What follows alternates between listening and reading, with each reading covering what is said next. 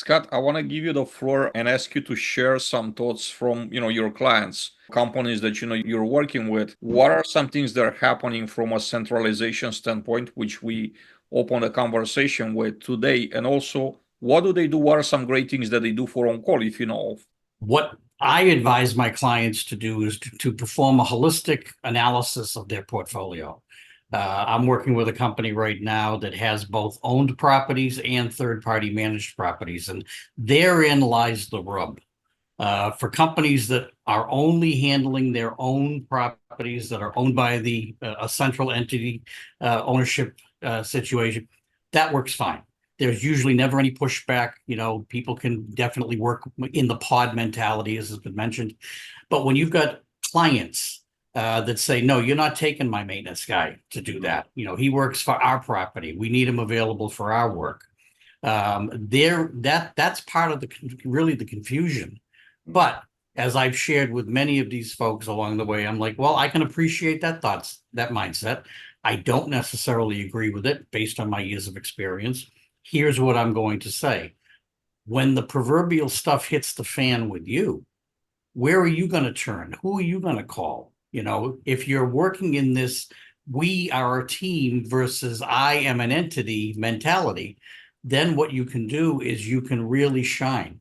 What I did at a company that, had both, again, for, third party and owned properties, is I created what was known as a PST, a priority service team.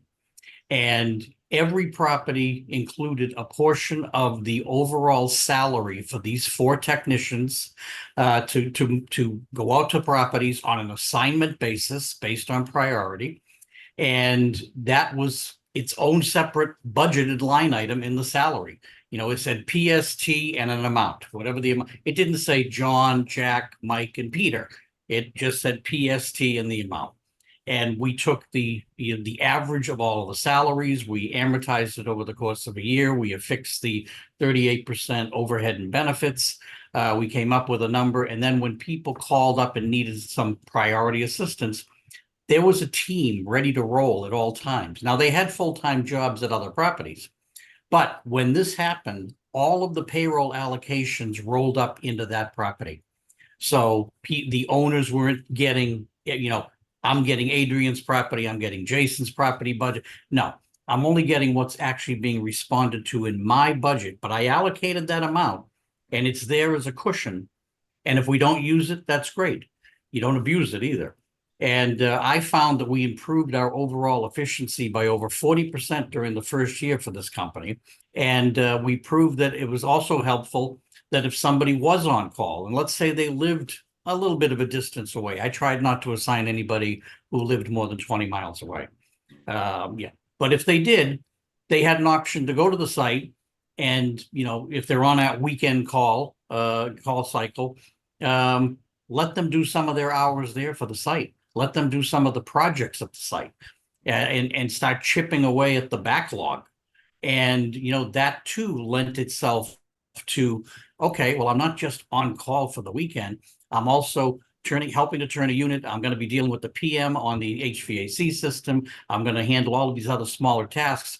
Then the owner of that property and the team associated with it get to see the core benefits of having some dedicated manpower that is there to do one job, but is actually doing others. And all of a sudden, you'll see your backlog of work orders start to come down. Now, it doesn't work in every environment. I'll be the first one to admit that.